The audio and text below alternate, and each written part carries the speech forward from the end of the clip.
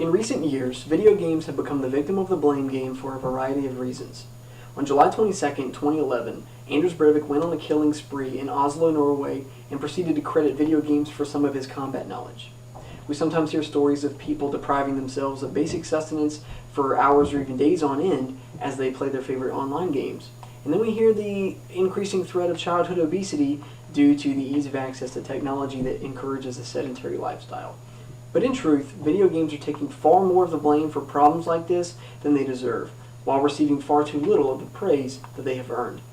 So to help dispel some of the negative stigma surrounding video games, today I'm going to talk about 3 reasons why they can benefit us. And those are entertainment value, positive impact on cognitive skills, and fitness. So let's talk about entertainment value first.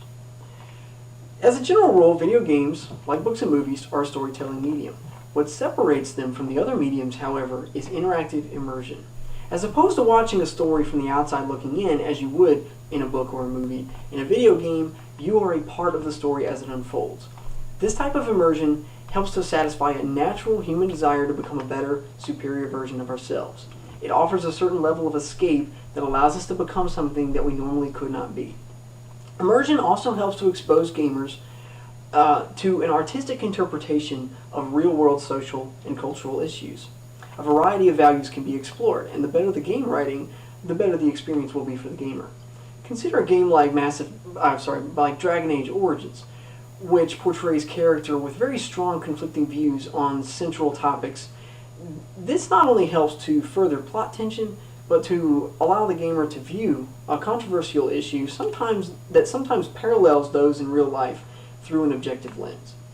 Games like the Mass Effect trilogy by BioWare take this a step further by forcing gamers to make difficult moral decisions that can often have far-reaching consequences to include impacting the ending of the game. In a peer-reviewed article titled "Defending the Morality of Violent Video Games," Marcus Schulsky states that games are a potentially valuable source of moral training, even when they are violent, as long as scenarios are constructed in a way that allows game players to practice working through moral dilemmas that are analogous to the ones that may be faced in real life. So we see that video games have good entertainment value, but they don't just stop there. They can even improve the way we learn and adapt. Many games are going to challenge your cognitive skills, forcing you to become better through learning and practice. A good example of this would be any game with multiple difficulty levels. Problem solving and critical thinking skills are going to be challenged in games such as the Portal series by the Valve Corporation, which forces you to work on your precise timing, process of elimination through trial and error, and even memory retention. On the other end of the spectrum, you have games that are going to challenge your mental reflexes. First-person shooters like Call of Duty Modern Warfare 2 are going to challenge your reaction time, your split-second decision-making ability, and even your tactical skills.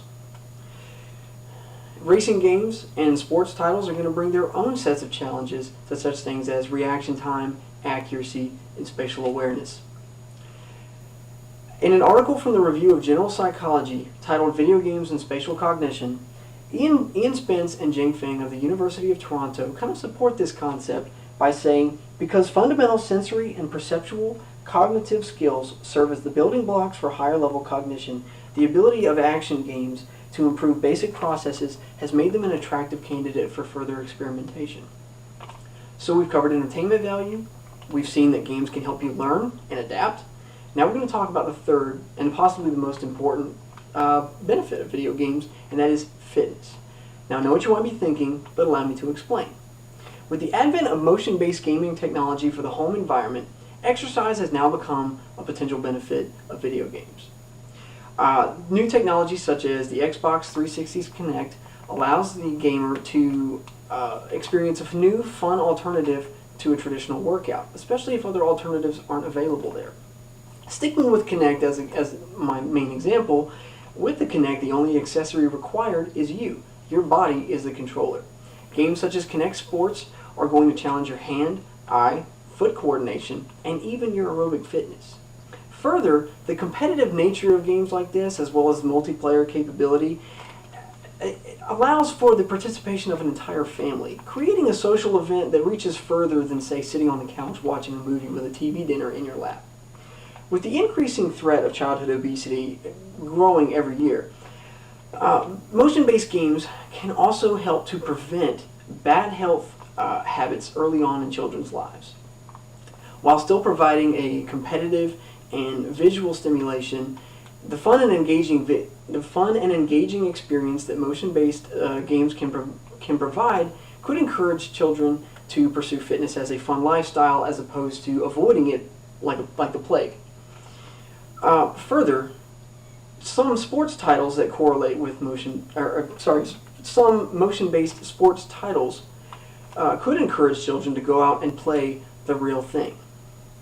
An article from Parks and Recreation titled "Virtual Fitness Real Activity" describes how Willie Sanchez and Ken Soler used Xbox 360 Connect to attract children to their park in Hialeah, Florida. Now, countering the seemingly counterproductive view of putting video games in a fitness environment, they created a virtual fitness area that allowed kids to come in, play video games that corresponded with real-life sports. The staff would then come in and see if the kids liked the games enough, and if they did, see if they wanted to go out and try the real thing. So as you can see, video games have much to offer us, to include entertainment value, positive impact on cognitive skills, and fitness. It's important to remember that anything in excess can be bad for us, even water, but you're not about to stop drinking water. The key is moderation. In moderation, and with an understanding of how they can benefit us, video games have earned their rightful place in our lives here in the 21st century.